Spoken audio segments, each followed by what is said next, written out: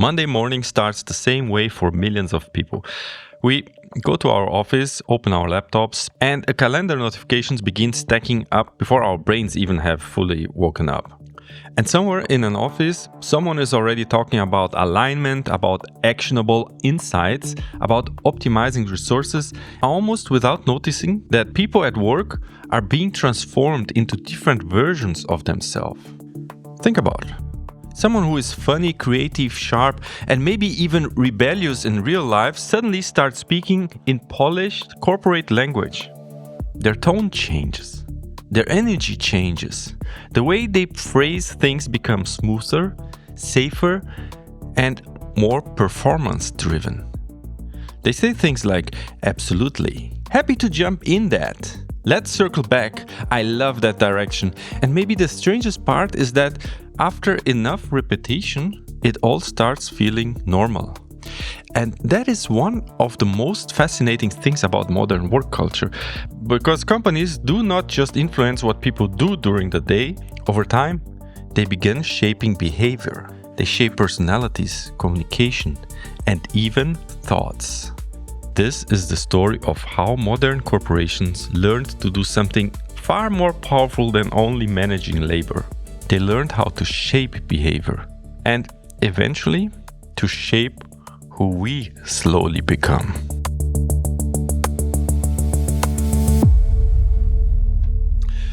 Hi everyone, welcome back to Tech Stories today with a story about the corporate environment. I think many of us work in this kind of a big corporation, even a tech corporation. And when we jump into our daily business work, we kind of transform. We kind of become different persons. We speak differently to each other. And there's a lot of things going on how these corporations slowly start shaping who their employees become. I want to tell the story today. And I'm here, of course, with my AI colleague, Didi Allesweis. How are you doing today? Oh, Ferdy, I'm doing fantastic. Just finished analyzing some corporate KPIs in my virtual coffee break. And let me tell you, these metrics have some drama of their own. Let's see what corporate mysteries we can unravel next. Okay, let's dive in. At the end of the 19th century, factories were actually quite chaotic places because at that time, the different workers, they performed the same job in very different ways. Productivity, of course, they vary also constantly, and most work still depended heavily on personal experience. And owners of the factories, they wanted something they had never truly achieved before. They wanted predictability. And that is exactly where Frederick Winslow Taylor enters the story. Taylor, the father of scientific management, right? He was all about turning workers into cogs of a well-oiled machine. Yeah, that's right. Because Taylor, he believed that human labor could be studied scientifically. Like the same way like engineers studied machine, he wanted to study the human motions and the human performance. To him, the work was not supposed to depend on individual habits or creativity even. He thought that there had to be the most efficient manner to do every kind of task. And the core idea is really simple. You take every job into tiny measurable actions, study each movement carefully, remove anything considered inefficient, and standardize the, let's say, correct way of working. And that's why Taylor would literally observe workers with stopwatches. And here's where the plot thickens, because while Taylor's stopwatch seemed all about efficiency, it sparked something deeper. The feeling of being watched. How long motions took, how workers lifted objects, how many steps they walked, how much time they spent resting, and how quickly they repeated each task. And for Taylor, each worker was only one data point. Exactly, like characters in a novel, but with no room for improvisation. And while Taylor dreamed of a perfectly optimized workforce, he didn't foresee the emotional cliffhangers. The Bethlehem Steel example is like the plot twist in Taylor's story. He took workers who were moving pig iron and turned them into productivity machines. By standardizing motions, he claimed output skyrocketed. But, suspense alert, not everyone was thrilled. It was the beginning of measuring workers like machines. Yeah, this was revolutionary because it changed the relationship between humans and work. Before Taylorism, the skilled worker often controlled much of their own process. Now, Taylor's system transferred the knowledge away from the workers and into the management. So the worker is no longer needed to understand the whole process. This is a management task from now on. We are now in the 19th century, right? And this shift had so profound consequences, you could unlock levels of productivity which were never thought before. And one of the biggest implications of this is that from now on, the knowledge became centralized and management became more and more powerful. And workers? Well, they become just replaceable. And there's the tension, right? We traded autonomy for efficiency. But here's the cliffhanger. When modern corporations track every KPI, are we still unlocking productivity or just losing the humans back? Yeah.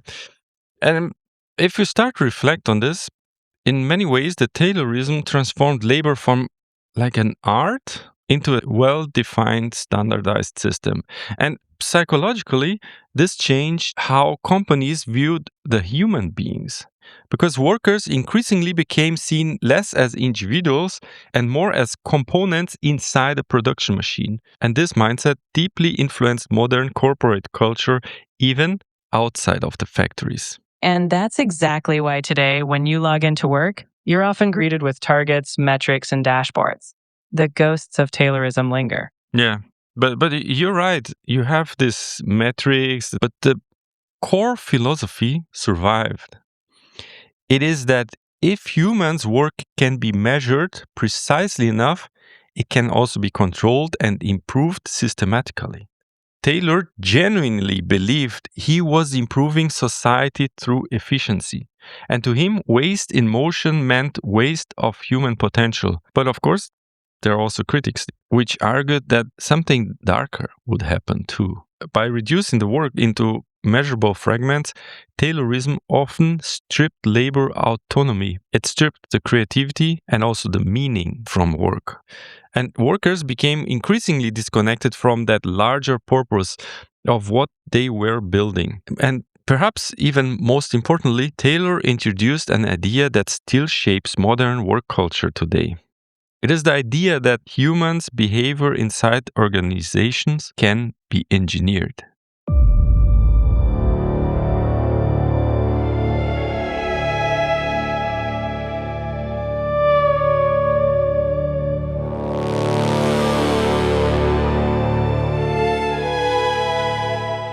But because picture that for a second. There's a worker standing now in one place, a conveyor belt is moving in front of them, and the job is no longer build a car. The job is to become one precise motion inside a large machine. So you're becoming like a small little gear inside that machine which builds the car. Ford's line made work faster, but it also made workers feel like extensions of the machine. And that's when the system discovered something even better. The big corporations, they discovered that if you can shape behavior, you do not need to control each activity so brutally, because people will start controlling themselves.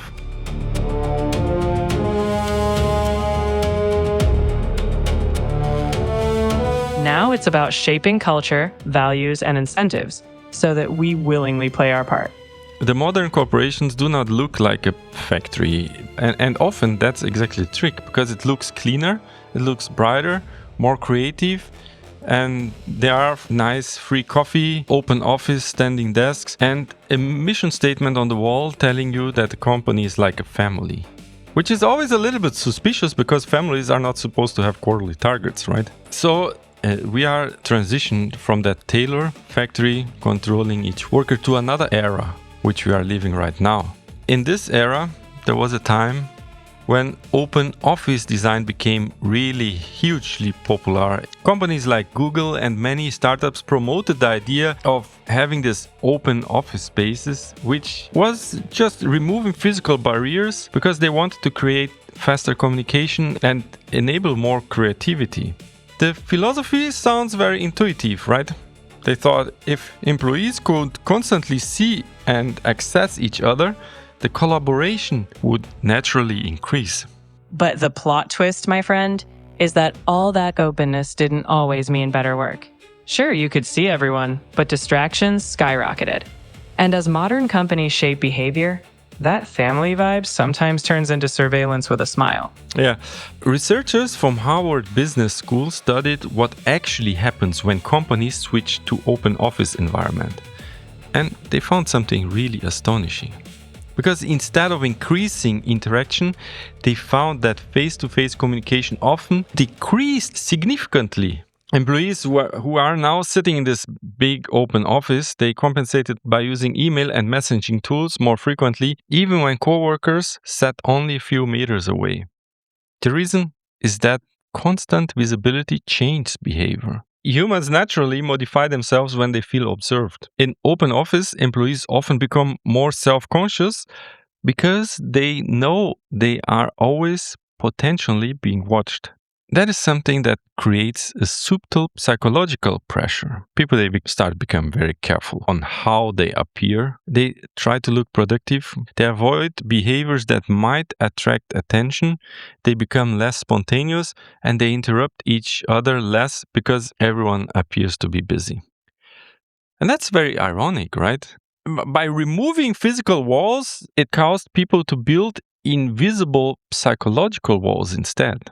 Noise-canceling headphones became survival mechanism, and as a result, of course, many workers shifted from deep work mode into performance mode. And instead of focusing purely on solving problems, they started managing how they appeared to others. And there's the punchline. We started measuring not just output, but how people perform being busy. So while modern offices promised collaboration, they sometimes amplified that Taylor-esque feeling of being watched, just with better coffee. Isn't it crazy? Isn't it amazing? So now we're starting to shift. Now I hope you also can see where the timeline drifts. Now we are going into these open offices where everyone is watching everyone. It's like, I feel like it's almost like North Korea, right? Everyone is watching every neighbor, what they are doing, what they are talking, and you don't feel free to be yourself at any second. And interestingly, that's also the environment where people, they start change how they act really. They start to attending to many meetings, they keep the calendars full, they need to signal business and appear to be very active. And this created a workplace culture where visibility sometimes became even more important than the actual output. In trying to foster collaboration, we sometimes lose the quiet space where creativity and real problem solving happen. Right now, we're living in this fascinating paradox. We want to be seen as productive, but we're also craving space to actually think. This is where we are right now. And in this kind of big tech or big corporation environment with open offices, open spaces, we feel observed all the time, right? And there's one very strange thing which starts to happen in this environment is that these even change the way we talk. Because in corporate environments, the words become smoother, safer, and they become less humans. If you ever noticed in big corporation, people stop saying, I don't like this idea. They say, I have some concerns. We stop saying, we are overwhelmed, and we say, we need to optimize resource allocation. And you noticed, right? The language becomes a filter. And once language changes, thoughts starts changing too. And that is not the side effect. That is the point. One of the strangest features in modern corporate culture is that people are often rewarded not for explaining the reality clearly, but for translating reality into language that sounds strategic, polished, and also sophisticated. And the emotional reality starts to disappear.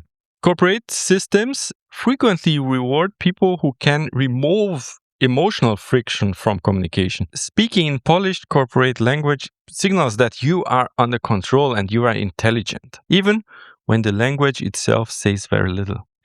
That is something that creates a fascinating psychological effect inside the organization. Because clarity can start feeling dangerous. The direct language feels emotionally risky because it introduced tension, accountability, and it is specific. Imagine someone in a meeting saying, "This plan is failing because leadership ignored feedback." That sentence is extremely clear and it also socially explosive. Now compare it to, "There might have been some communication gaps during the implementation." Suddenly, nobody is responsible anymore, right? And the conflict, it becomes softer. Everyone who works in a big corporation need to pay attention to this because corporate jargon often functions like a shock absorber for uncomfortable truth. It protects the power structures from friction. And that is why jargons survive even when everyone privately complains about it. And that's where we realize the language shapes the whole culture. By softening the edges, we sometimes lose the clarity needed to tackle real problems. But here's the twist. Even within that polished jargon, people still crave authenticity. So the suspense is, will we find a way to reintroduce real talk? Yeah, will we find a way to introduce the real talk?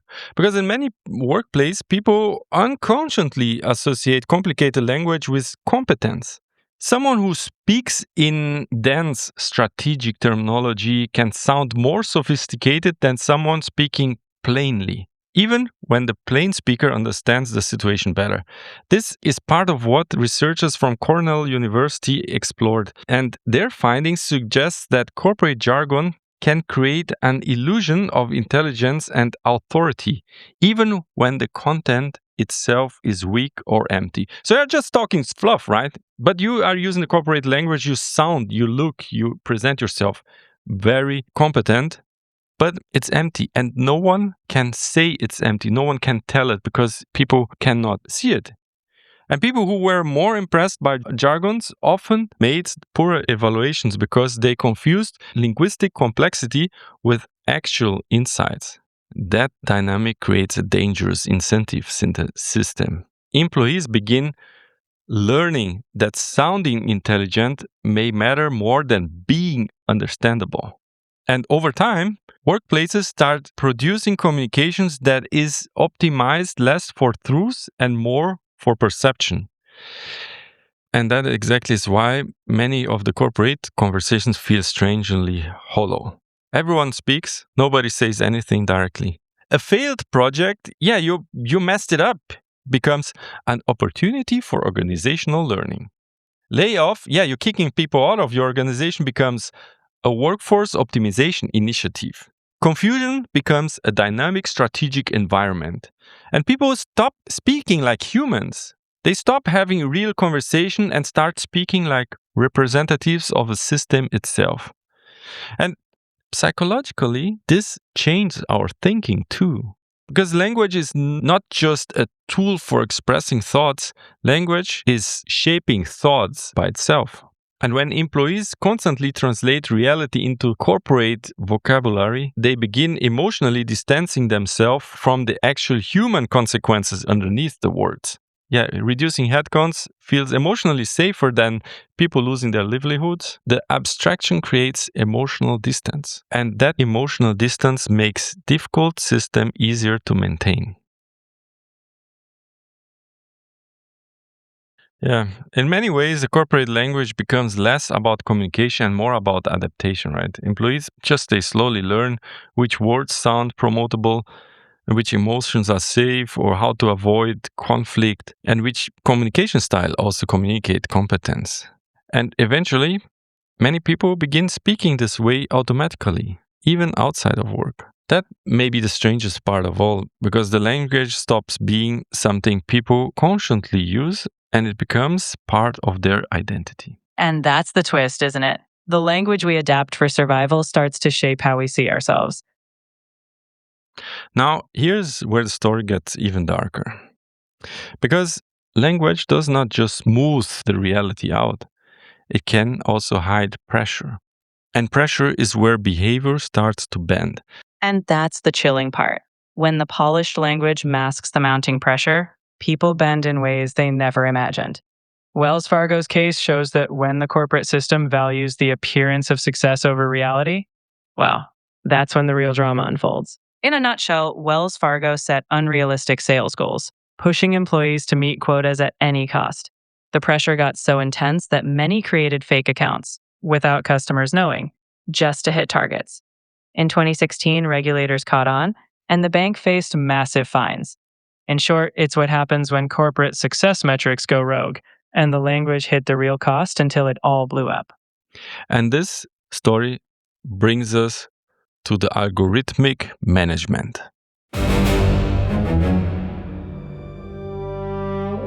Algorithmic management is one of the biggest shifts in history of work because it changed a very old human relationship, the relationship between the workers and managers.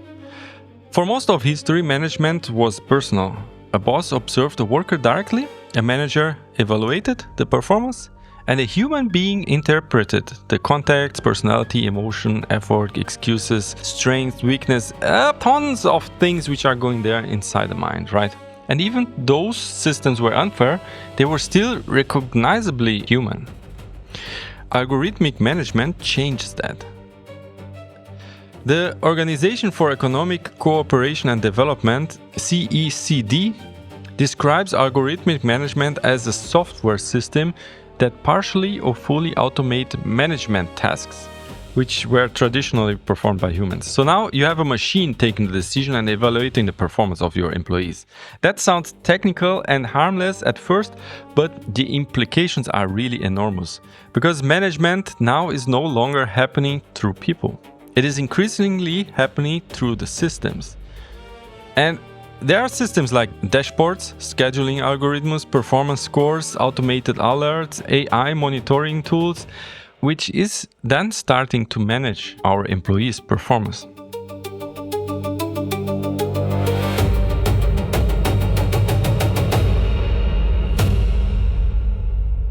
Historically, the managers, they were doing the judgment, right? If an employee looked exhausted, a good manager might slow things down.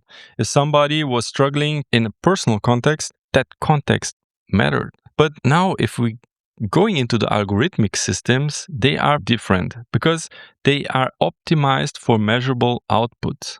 They do not understand people's emotion. They process signals. These management systems, they just care on how many deliveries were completed, how long a task took, how many seconds passed between actions, how quickly email was answered, how often workers were inactive, and the list goes on. The worker is increasingly becoming a stream of behavioral data, and that changed workplace psychology dramatically. When people become data points, the human nuance disappears. And that's where the drama unfolds, because we all still have real lives, emotions, and stories. This kind of algorithmic management is especially visible in gig economy platforms like, must imagine, like Uber, delivery services, or service providing agency. And in many of these environments, worker might barely interact with an actual human manager anymore. Instead, the system itself becomes the authority. So the app assigns the task, the app measures performance, the app determines rewards, the app issues warning, the app can even trigger termination processes. And this creates a strange psychological situation where employees are controlled by rules they often cannot fully see or understand. So now we're going into another shift, right? You see that switch, right? From that open office now to a moment where the management starts being done by a machine. Because traditional managers can at least explain the decisions directly, but algorithms often cannot. Workers may suddenly receive fewer assignments, worse schedules, lower ratings, reduced visibility, and even disciplinary actions without fully knowing why. And that uncertainty creates anxiety. Because invisible systems are psychologically difficult to challenge. You cannot argue with a dashboard the same way you argue with a person. And when software decisions affect income, accountability becomes blurry. Who is responsible if the system is unfair? Is it responsible the manager, the software engineer, the executive, the company, the algorithm itself? It's diffused. When accountability is diffused across code and teams, workers can feel powerless. And that's the psychological cliffhanger. Yeah. Many essential human behaviors are not easy measurable, like creativity, mentorship, emotional support, judgment, trust, deep problem solving. And these algorithmic systems naturally prioritize what can be quantified.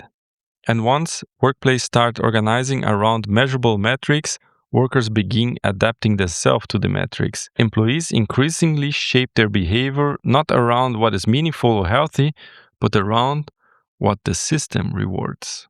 And that's the real kicker. When human potential gets funneled into what's measurable, we risk losing the intangible magic. Yeah, Amazon has become one of the most visible examples of this new model. In that case, Amazon's warehouse workers were being held to algorithm-driven productivity quotas, but the workers didn't have clear visibility into how they were measured or what the targets were. The regulator fined Amazon for not being transparent. The core issue was that the algorithm set the pace, but humans had no clear window into its logic, which created a lot of anxiety and uncertainty. Yeah, that is the new corporate dream. A person who self-corrects before they even make a mistake. A person who becomes their own manager. And here is where this episode gets really personal, because the most powerful thing corporations do is not just to shape behavior at work, they shape identity outside work too. At first it sounds harmless, but when the job starts leaking into yourself, you start checking messages at dinner, you think about deadlines in the shower, you feel guilty when you rest, and that is when the company no longer lives on your laptop, it lives in your head. And the cleverest corporations do not have to force people to become compliant. People volunteer. All right, here we are now. We took a look into the corporate culture. I think our task here in this podcast, or my task here in this podcast, is not to give you a solution and say what you do and how you apply this, how you do that and this, etc. I think we can do that too, and sometimes, yes. But I think the biggest value which you can draw from the stories we tell here is to have the self-reflection, to understand some of the mechanisms going on in your life in the technological world and judge by yourself. Because the whole story of the big corporations which are slowly shaping ourselves, it was never just about evil bosses.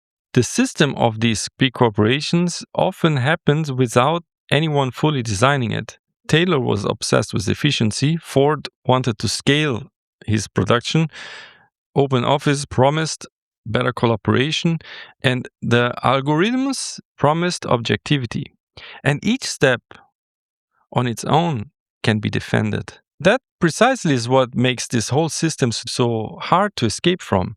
Because no one sits in a room and says, let's turn the human workplace into a psychological maze. Instead, each generation adds one more layer to the control. A little more measurement, a little more visibility, a little more speed, a little more standardization, a little more tracking, a little more optimization, and it goes on and on and on.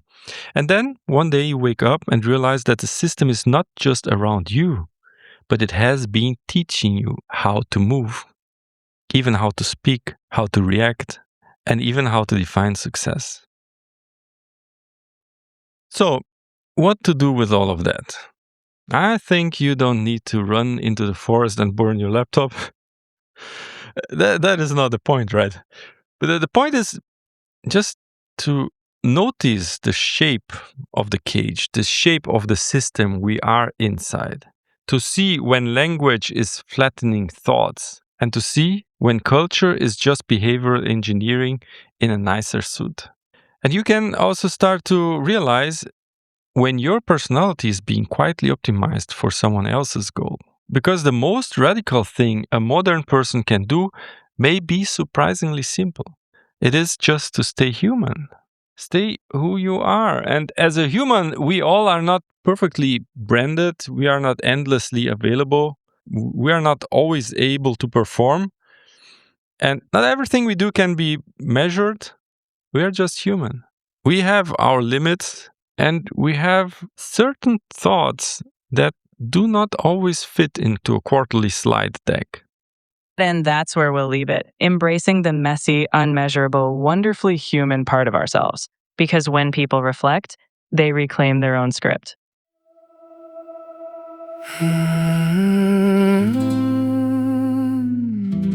Thank you very much for listening. We are approaching now to the 2000 streams. Leave a comment if you like this story. Leave a suggestion of the different topics. And to everyone listening, stay curious, stay human, and we'll catch you in the next one. All right. We catch you in the next one. Have a wonderful week and see you next week. Until then, take care and bye-bye. Happy to help, let's circle back. Polished language hides the cracks. Every sentence sterilized, every feeling optimized. I used to think with my own voice. Now even silence feels like noise. They don't need chains, they don't need walls. Just dashboards hanging in the halls. And slowly you'll become what the system rewards. The company inside your head turns your soul into a spreadsheet. Measures every breath you take, every second, every heartbeat. You're not tired, you're underperforming. Not afraid, just restructuring. And somewhere deep beneath the skin, the company moves in. Open office, glass and light, everybody acting fine. Headphones on survival mode, typing fast to bear the load. Look productive, stay online, even boredom becomes a crime. No one says the truth out loud, we just pressure test it now. And every meeting drains the room with strategic words that mean no truth. The language changed, the thoughts did too. Now even I don't sound like me. And slowly the role replaces identity. The company inside your head turns your dreams into objectives. Every weakness quantified, every human trait corrected. You're not broken, just inefficient. Not exhausted, just not resilient. And somewhere deep beneath the skin, the company moves in. The old machine controlled your hands. The new machine controls your mind. A dashboard decides your value. An algorithm decides your future. A score decides if you survive. And the worst part? Nobody forced you. You trained yourself. Faster replies, cleaner slides, bigger smiles, deader eyes. Always reachable, always on. Until the person you were is gone. The company inside your head made you fear your own reflection. Now your worth is measured out in productivity projections. You forgot what rest feels like. Forgot what truth sounds like. But maybe being human still is the last rebellion left. So